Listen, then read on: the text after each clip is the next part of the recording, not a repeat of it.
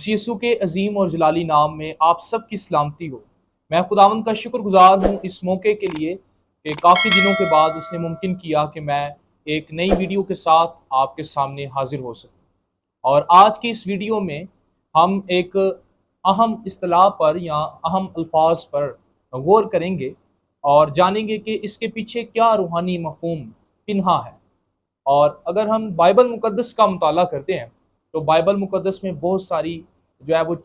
इस्तराती ज़ुबान का इस्तेमाल हुआ है, मेटाफ़ोरिक लैंग्वेज का, और इसके साथ-साथ बहुत जगह पर तशबीहाती ज़ुबान का इस्तेमाल हुआ है। लेकिन आज जिन अल्फ़ाज पर हम गौर करेंगे, इनका ताल्लुक मरकुस की इंजील से है। अगर हम मरकस की इंजील उसका पहला बाब और उसकी 18वीं आयत को पढ़ते हैं, तो वहाँ पर लिखा है, वो फिल फौर जाल छोड़कर उसके पीछे हो लिए। यहाँ पर जो इस्तिलाह या जो अल्फाज फिल फौर हैं, इनका इस्तेमाल मरकज़ की इंजील में करीबन 35 मरतबा हो चुका है। और इस वीडियो में हम जानेंगे कि किस तरह से ये अल्फाज एक गहरे रूहानी मफ़हूम को पेश करते हैं, और जो मरकज़ है क्यों इनको दोबारा बार बार जो है वो रिपीट करता हुआ नज़र आता है। और अगर हम मरकज़ की इंजील उसके 5वें बाब की 41 ता 42 आयत को देखें, तो वहाँ पर यीशु मसीह ने जब यायर की बेटी को ज़िंदा किया और उसे बहाल किया, उसे ज़िंदगी फराहम की, तो वहाँ पर भी यही टर्म इस्तेमाल हुई है कि वो फिल फौर जो है वो उठ खड़ी हुई।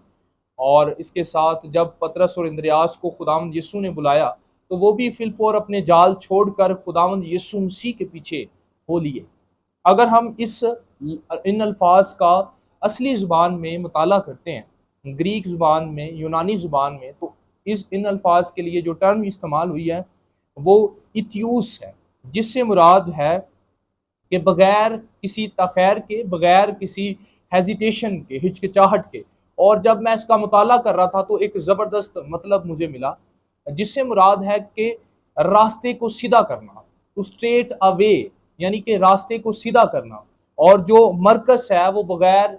टाइम को वेस्ट किए हुए जो है वो एक पुरजोर तारुफ यीशु मसीह का करवाता हुआ नजर आता है कि यीशु मसीह जो है वो मसाया है, यीशु मसीह के पास निजात है, यीशु मसीह के पास ही हतमी अख्तियार है, और कोई चीज़ आपको निजात नहीं दे सकती। और इसके साथ वो फ़ौरन जो है वो रोमी अवाम के साथ हमें मुतारिफ करवाता हुआ नज़र आता है, और वो बयान करता है कि मसीह ज़िंदगी तब्दील करने वाला है, और मसीह के पास अख्तियार है जिससे निजात इंसान की ज़िंदगी के अंदर आ जाती है और वो आज़ाद हो जाता है। और यहाँ पर अगर हम मरकज़ की इंजील उसके पहले बाब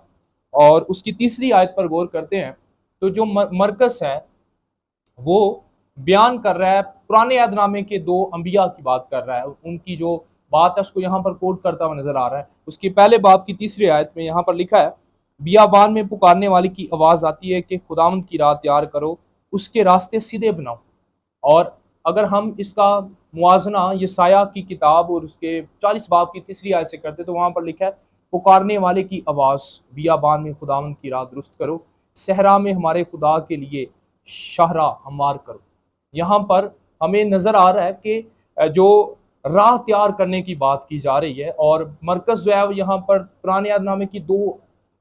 शख्सियात का जो है वो ज़िक्र करते हुए नज़र आ रहा है। और दूसरा जो हवाला है वो मलाकी की किताब उसके 3रे बाब की जो है वो पहली आयत में हमें मिलता है। और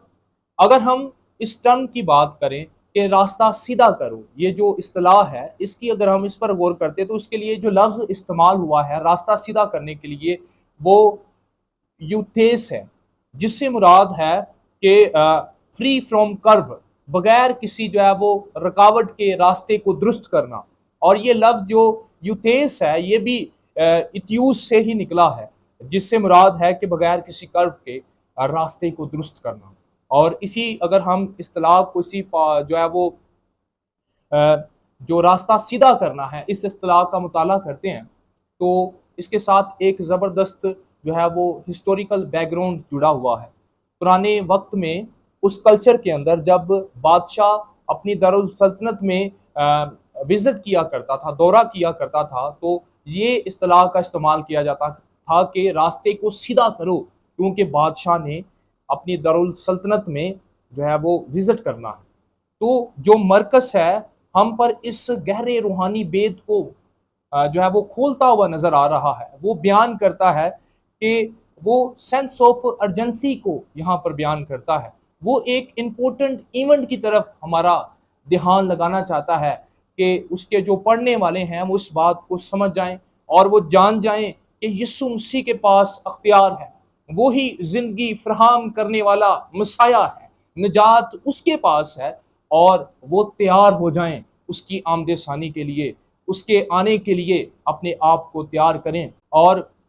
एक इस्तिलाह जो है वो इल्म इलाही में इस्तेमाल होती है कि ऑलरेडी बट नॉट येट, यानी कि मसीह यस्सू की बादशाहत का आगाज उसकी पैदाइश से हो चुका था, लेकिन अब हम उसको जो है वो पूरी तरह होते हुए नजर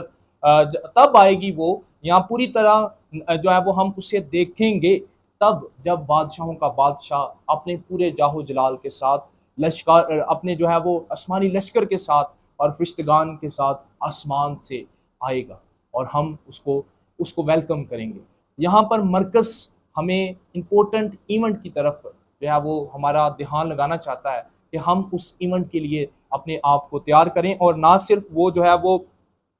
यीशु मसीह के ज़बरदस्त और ताकतवर कामों का बयान करता है, बल्कि वो मज़ीद यीशु मसीह को खुदा का खादम पेश करता है, जिसको एक मकसद सौंपा गया था, जिसको एक मिशन के तहत ज़मीन पर भेजा गया था कि वो आए और अपनी जान बतेरों के लिए कुर्बान करे। वो आए और अपने आप को जो है वो मौत के हवाले करे और अपनी जान को कुर्बान करे ताकि मेरा और आपका कफारा हो सके। अजीज़ों, उस खादम ने कलाम मुक़द्दस के मुताबिक आखिर तक ताबेदारी की और बिल आखिर उसने अपने आप को जो है वो लानती मौत के हवाले कर दिया, और फिर उसने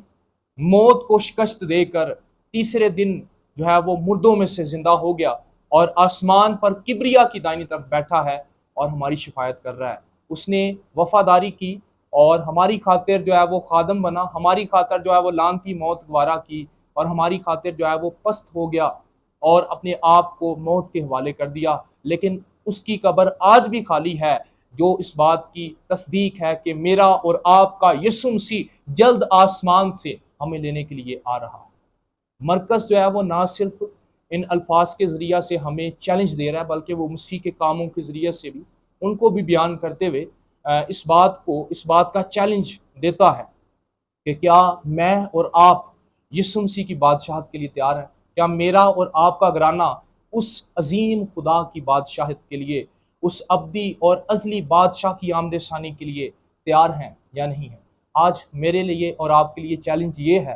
कि क्या हम बगैर किसी हेजिटेशन के, क्या हम बगैर किसी डिले के उसकी आमद-ए-सानी के लिए तैयार हैं या नहीं हैं? आएँ अपनी ज़िंदगियों पर गौर करें। खुदावंद आप सबको बरकत दे। God bless you.